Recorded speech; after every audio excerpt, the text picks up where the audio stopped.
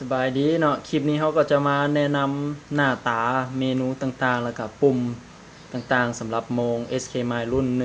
1243เนาะหน้าตารวมๆก็สิประมาณนี้เนาะสำหรับรุ่นนี้เขาก็จะมาแนะนำแต่ละปุ่มกันเลยเนาะมันมี4ปุ่มในคลิปนี้เขาจะแนะนำเบื้องต้นเกี่ยวกับปุ่มเกี่ยวกับหน้าตาของแต่ละฟังก์ชันก่อนเนาะแล้วเขาจะมาเฮ็ดเป็นคลิปแต่ละคลิปว่าการตั้งค่าจังได๋ตั้งเวลาตั้งโมงปลุกจับเวลาอย่างจังได๋เขาสิเฮ็ดมาเป็นแต่ละคลิปเนาะสำหรับคลิปนี้เป็นเว้าโดยรวมก่อนเนาะสำหรับเขามาแนะนำปุ่มก่อนเนาะปุ่มมี4ปุ่มปุ่มเบื้องนี้เนาะปุ่มทำอิฐเป็นปุ่มรีเซ็ตเนาะเอาไว้เซ็ตเวลาเซ็ตอย่างต่างๆจะต้องได้ใช้ปุ่มนี้เนาะปุ่มที่2คือปุ่มนี้ปุ่มเบื้องขวาด้านเทิงกับปุ่มเป็นปุ่มสตาร์ทปุ่มสต็อปแล้วก็เป็นปุ่มไว้เลื่อนตัวเลขอย่างต่างๆเนาะให้เฮาฮู้ไว้ก่อนเนาะเดี๋ยวการใช้งานจังได๋จะมาเบิ่งตามแต่ละคลิปปุ่มที่3เนาะปุ่มเบื้องขวาด้านลุ่มเป็นปุ่มเปิดไฟเนาะเปิดไฟเวลามืดเนาะจะเป็นประมาณนี้เนาะเวลาเฮาบีบปุ่มไล่เนาะมันจะเขียนว่าไล่ปุ่มสุดท้ายเนาะปุ่มที่4เป็นปุ่มโหมดเนาะมันจะเขียนว่าโหมดหรือว่าเมนูนั่นแหละเนาะเป็นปุ่มเลื่อนหน้าเมนูเนาะของฟังก์ชันโมงรุ่นนี้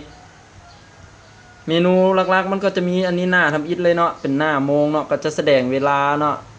อันนี้เป็นวันที่เนาะบอลมุนๆนี่บอล21มื้อนี้วันที่21เนาะ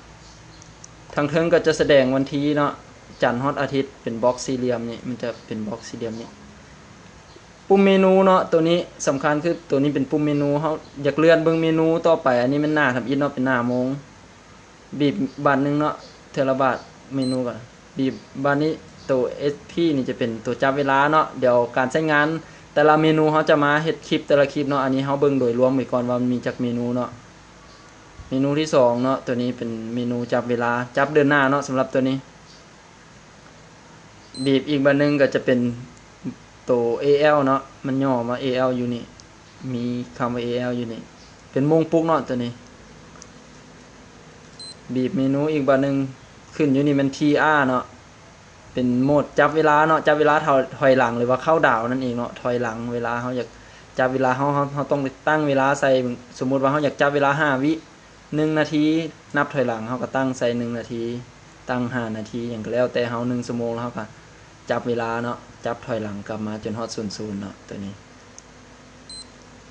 เมนูต่อไปเนาะก็คือขึ้นเป็นที่2เนาะที่2ก็แม่นเวลาที่2เนี่ยเนาะไทม์ที่2เนาะก็คือเป็นเวลาสำรองเวลาเฮาไปต่างประเทศเนาะแน่นอนเวลาต่างประเทศมันบ่คือกับเวลาอยู่บ้านเฮาเมื่อเฮาไปอยู่หลายมื้อเนาะเฮาก็ต้องจำเป็นต้องได้เบิ่งเวลาเฮาสามารถตั้งโมงใส่หน้าตัวนี้ได้เลยเนาะโดยที่มันจะบ่ไปกระทบกับหน้าทำอิฐที่เป็นโมงอยู่ลาวเฮาโมงทำอิฐเฮาเนาะโมงมาตรฐานของเฮาให้เข้าใจง่ายๆคือที่2หรือว่า Two Time นี่